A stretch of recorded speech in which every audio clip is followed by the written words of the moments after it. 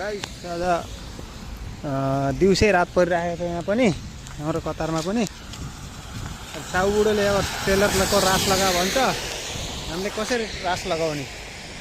पानी आइरहेको छ, रास लगा काम गर्न भन्छ। अब कहाँबाट गर्नु? मर्नु छ र भने के काम भनेपछि त जात्रै हात्ती नि।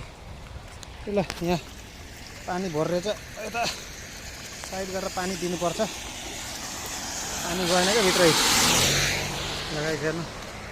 खतरा पानी आएको छ। आज फुल निकाल्ने काम गरिरहेका छन् साथीहरूले, तर गएँ म त पानी सकेन। कति दामी छ है बुटो, हेर्नु। राति लाइट बालेर हिँडिरहेछन् गाडीहरू, सब गाडी लाइट बालेर हिँडिरहेछन्।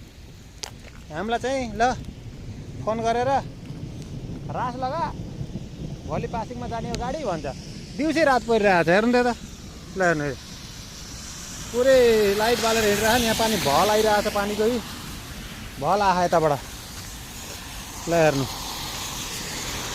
राति दिउँसै राति कस्तो दामी ठाउँ छ, तर रात परेछ गरे। अब यस्तो एउटा अचम्मको कुरो देखाउँछु के, यहाँ आकाशबाट पानी आएर बिजोग छ है, अनि पानी चारिरहेको छ फेरि यो उसमा गार्डनमा। यस्तो पनि हुन्छ र? ल हेर्नु, गार्डनमा पानी चारिरहेको छ। यो सखरगण्ड हो है, यो सखरगण्ड। यो कोले देख्नु भएको छ, यसलाई खन्न हामीले मिल्दैन। यो पानीमा पनि आएर अब भाइरल हुनु पर्यो भनेर पानीमा आएर भिडियो बनाउनु लाग्छु। मार्छ साउ बुढाले देख्यो भने मलाई। पानीले भिजायो, अब दुकुऱ्यो के त, भिडियो सिडियो भयो, जति भयो होइन। अनि यस्तो छ, अहिले हाम्रो साइडको झन् हालत खराब कस्तो छ म देखाउँछु है। कस्तो छ यो हिलो, जहाँ टेक्यो त्यहीँ गर्छ, भित्र जाने अवस्था छैन, हिलो छ। अनि साउबुढीले भन्छ रास लगा भन्छ।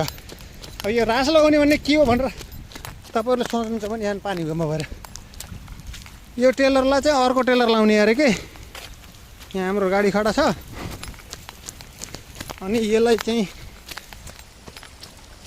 यो अगाडिको चाहिँ यसलाई पछाडिको यहीँ रनिदिने, अगाडिको निकालेर चाहिँ अर्कोमा भोलि पासिङमा जाने गाडी उहाँ पर छ, त्यसमा चाहिँ फिट गर्ने अरे। हिलो भन्नेपछि यस्तो छ, कचाल कुचुल सब यस्तो छ कहिले हेर्नु। अनि यस्तोमा कसरी हुन्छ त? यो ब्लग बनाउन पनि कहाँ सजिलो छ र? म पनि भिजे ज्वरो त आउँदैन। यिनी हामीले बनाएकै कस्तो दामी छ पेन्ट गरेको अस्ति नि। ल हेर्ने, पानी भरेर हिलो भएर बिजोग छ। ल बाई।